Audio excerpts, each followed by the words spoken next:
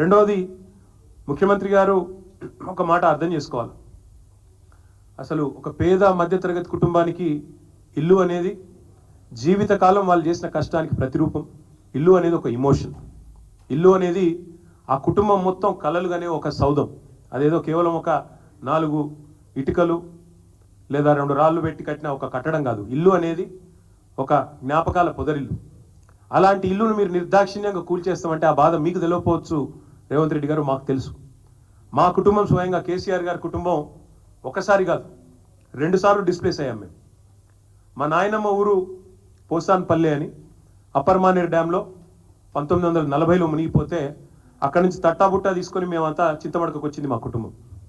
మా అమ్మమ్మ ఊరు, మా అమ్మగారి అమ్మ ఊరు మొన్న మిడ్మానేర్లో మా ప్రభుత్వం వచ్చిన తర్వాతనే 2014 తర్వాత మా అమ్మమ్మ గారి ఊరు కూడా మునిగిపోయింది. మా జ్ఞాపకాలు, ఆ ఇల్లు అన్నీ అక్కడే పోయినాయి. సో ఒకసారి కాదు 2 సార్లు డిస్ప్లేస్ అయిన ఫ్యామిలీ మాది. మాకు తెలుసు ఆ బాధ ఎట్లుంటుందో తెలుసు. ఒకసారి నిర్వాసితులుగా మారితే ఆ ఊరితో అల్లుకున్న జ్ఞాపకాలు కానీ ఆ ఇంటితో అల్లుకున్న కొన్ని ఆశలు ఆకాంక్షలు కానీ ఎట్లుంటాయో మాకు తెలుసు. మీకు తెలియకపోవచ్చు రేవంత్ రెడ్డి గారికి.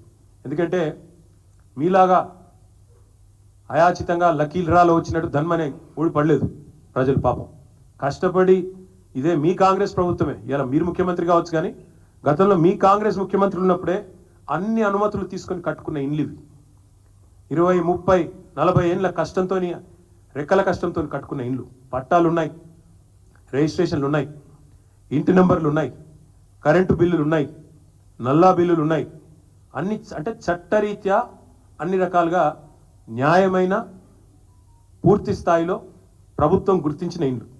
కానీ దాని మీద ప్రచారం ఎట్లా చేస్తున్నారండి? వాళ్ళని చూస్తూ ఉంటే సోషల్ మీడియాలో కాంగ్రెస్ వాళ్ళు ఆ కనుగోలు గారు ఏదో కొత్త టీం పెట్టిండట 500 మందిని పెట్టి ప్రచారం ఎట్లాంటి వీళ్ళంతా ఆక్రమణదారులు, వీళ్ళందరూ కూడా FTLలో కట్టిండ్రు, బఫర్ జోన్లో కట్టిండ్రు.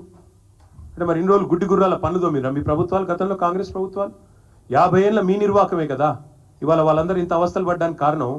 50 ఏళ్లలో ఎన్నడన్నా పట్టించుకున్నారు? ఇగో ఇది 2016లో మా ప్రభుత్వం వచ్చిన తర్వాత ఫస్ట్ టైం హైదరాబాద్లో చెరువులు, వాటి యొక్క FTLలు, వాటి బఫర్ జోన్లు డ్రా చేస్తూ ఫస్ట్ టైం ఒక జీవో ఇచ్చిన ప్రభుత్వం మా ప్రభుత్వం 2016లో. అంటే అది వరకు 1956 నుంచి 2016 వరకు, అంటే సరిగ్గా 60 ఏళ్ళు ఒక్కరంటే ఒక్క ప్రభుత్వం కాంగ్రెస్ ఉన్నా మిగతా ప్రభుత్వాలు ఉన్నా కనీసం వాటి బౌండరీస్ కూడా డ్రా చేసే ప్రయత్నం చేయలేదు. ఎట్లా వస్తే అట్లా పట్టాలు ఇచ్చారు, రిజిస్ట్రేషన్లు చేశారు, FTL చూడలేదు, బఫర్ చూడలేదు, ఏది చూడలేదు, కట్టి పారేసిండ్రు, ఇచ్చి పారేసిండ్రు. ఈరోజు ఇప్పుడు 2024 సంవత్సరంలో వచ్చి మీరు ఆక్రమణదారులు, మీరు తప్పు చేసిండ్రు. నేను అడుగుతా ఉన్నా, మీకు దమ్ముంటే చేత అయితే మొదలు ఎవరైతే పర్మిషన్ ఇచ్చిండ్రో వాళ్ళ మీద చర్య తీసుకోవాలి. హైకోర్టు కూడా అదే చెప్పింది కదా. ఎవరైతే పర్మిషన్ ఇచ్చిండ్రో ఆనాడు, ఎవరైతే అధికారులు, ఎవరైతే ఆనాడున్న ప్రభుత్వాలు, ఎవరెవరైతే ఈ ఆక్రమణలను, మీరు ఈరోజు ఆక్రమణలు అంటున్నారు కదా, వాటిని ప్రోత్సహించిన వాళ్ళు ఉన్నారో మీ ప్రభుత్వాలే గతంలో, వాళ్ళ మీద చర్య తీసుకో.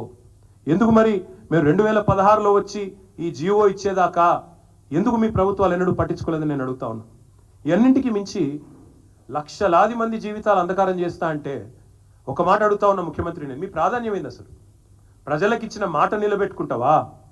ప్రజలకిచ్చిన మాట ఏంటిది? మీరు రైతులకు రైతు భరోసా అన్నారు, రైతు కూలీలకు నెలకు 1000 రూపాయలు ఇస్తా అన్నారు, ఆటో డ్రైవర్లను బాగా చూసుకుంటాం నెలకు 1000 రూపాయలు ఇస్తా అన్నావు, మహిళా సోదరిమణులను కోటీశ్వరులను చేస్తా అన్నావు, నెలకు 2500 అన్నావు. అది ఏది చేయకపోగా దానికి దేనికి పైసలు లేవట. దానికి మాత్రం పైసలు లేవు, చేతులు రావు, మనసు రాదు. కానీ 1,50,000 కోట్లు ఒక మూసీ ప్రాజెక్టు. నేను ఒకటి అడుగుతా ఉన్నా, మూసీ ప్రాజెక్టు విషయంలో ముఖ్యమంత్రి గారు చెప్పాలి. మేము కూడా మొత్తం దేశంలో ఉండే అన్ని వివరాలు తెప్పించినాం. ఇగో ఇది నమామి గంగే యొక్క DPR ప్రాజెక్టు వివరాలు మొత్తం, మొత్తం ప్రాజెక్ట్ యొక్క పూర్వాపరాలు ఏంది, దాని కథ అనేది నేను కూడా అవుట్ ఆఫ్ క్యూరియాసిటీ తెప్పించిన. ఏంది అసలు నమామి గంగే ఏంది? 2400 కిలోమీటర్ల గంగా నది ప్రక్షాళన కోసం కేంద్ర ప్రభుత్వం స్టార్ట్ చేసింది ఈ కార్యక్రమం నమామి గంగే. 2400 కిలోమీటర్లు మొత్తం కలిసి దానికి పెట్టిన బడ్జెట్ ఎంతో తెలుసా? 40,000 కోట్లు. 2400 కిలోమీటర్ల గంగా నది కోసమేమో 40,000 కోట్లు, కానీ 55 కిలోమీటర్లలో జరిగే మూసీ సుందరీకరణ కోసం మాత్రం ఈ ముఖ్యమంత్రి గారు చెప్తారు 1,50,000 కోట్లు ఖర్చు అవుతుందంట. దీన్ని స్కామ్ అనకి ఏమనాలి మరి మేము? దీని వెనకాల ఉన్న మతలబ్ ఏంది చెప్పాలి కదా.